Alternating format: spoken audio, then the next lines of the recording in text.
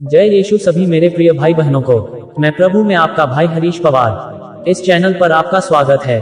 आज प्रभु हमें कहता है, मैं ही सृष्टिकर्ता परमेश्वर हूँ, मुझ पर विश्वास करो। प्रियो, हम आज पवित्र बाइबल वचन सुनने जा रहे हैं। परमेश्वर के हाथों से बनाए गए मनुष्य जाति दुष्टता के कारण जल प्रलय में सब अशुद्ध मनुष्य और जीव को पृथ्वी से नष्ट कर दिए गए। केवल नूह और उसका घराने को बचा लिया गया था। परमेश्वर ने नूह के साथ वाचा बांधा और उसके पुत्रों को आशीष दिया। ये हम जीवित परमेश्वर का वचन देखेंगे।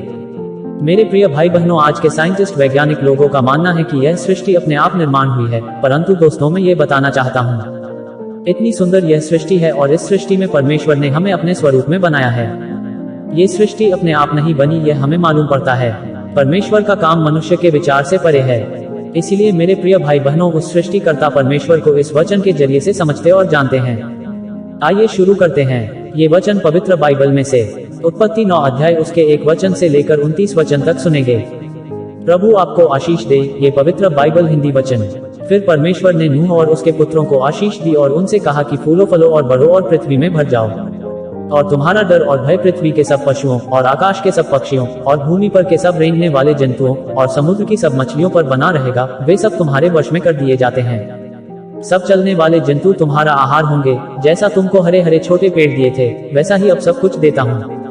पर मांस को प्राण समेत अर्थात लोहू समेत तुम न खाना, और निश्चय मैं तुम्हारा लोहू अर्थात प्राण का पलटा लूंगा। सब पशुओं और मनुष्यों दोनों से मैं उसे लूंगा। मनुष्य के प्राण का पलटा मैं एक एक के भाई बंधु से लूंगा।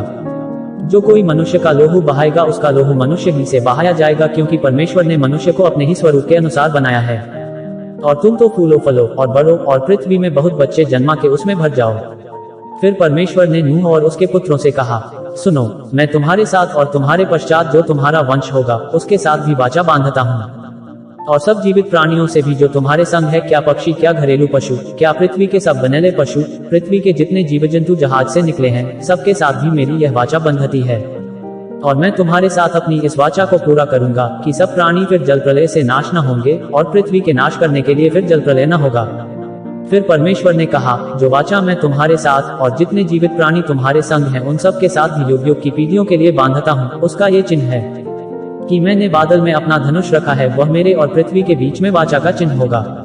और जब मैं पृथ्वी पर बादल फैलाऊं, जब बादल में धनुष देख पड़ेगा, तब मेरी जो वाचा तुम्हारे और सब जीवित शरीरधारी प्राणियों के साथ बांधी है, उसको मैं स्मरण करूंगा। तब ऐसा जल प्रलय फिर न होगा जिससे सब प्राणियों का विनाश हो। बादल में जो धनुष होगा, मैं उसे देख के ये सदा की वाचा स्मरण करूंगा जो परमेश्वर के और पृथ्वी पर के सब जीवित शरीरधारी प्राणियों के बीच बंधी है। फिर परमेश्वर ने नूह से कहा, जो वाचा मैंने पृथ्वी भर के सब प्राणियों के साथ बांधी है, उसका चिन्ह यही है। नूह के जो पुत्र जहाज में से निकले वे शेम, हाम और येपेत थे, और हाम तो कनान का पिता हुआ। नूह के 3 पुत्र यही हैं, और इनका वंश सारी पृथ्वी पर फैल गया।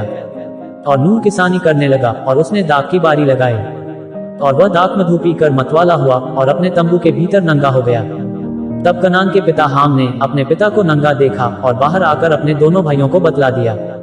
तब शेम और येपेत दोनों ने कपड़ा लेकर अपने कंधों पर रखा और पीछे की ओर उल्टा चलकर अपने पिता के नंगे तन को ढांप दिया, और वे अपना मुख पीछे किए हुए थे, इसलिए उन्होंने अपने पिता को नंगा न देखा।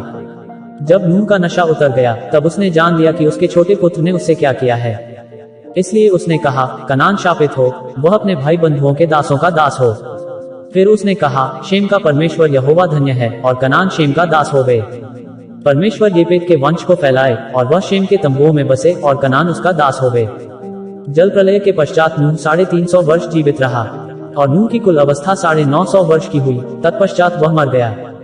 तो मेरे प्रिय भाई बहनों, इस प्रकार से मनुष्य जाति के दुष्टता के कारण परमेश्वर 40 दिन और 40 रात तक जल बरसाया। जल प्रलय में सब अशुद्ध को नष्ट कर दिया। केवल नूह और उसका घराना और जितने पृथ्वी पर जीवित शुद्ध जीव को परमेश्वर ने बचा लिया। क्योंकि नूह धर्मी पुरुष था, इसलिए उसकी धार्मिकता के कारण नूह और उसके घराना बच गया। और फिर परमेश्वर ने नूह और उसके पुत्रों को आशीष दी और उनसे कहा कि फूलो फलो और बढ़ो और पृथ्वी में भर जाओ।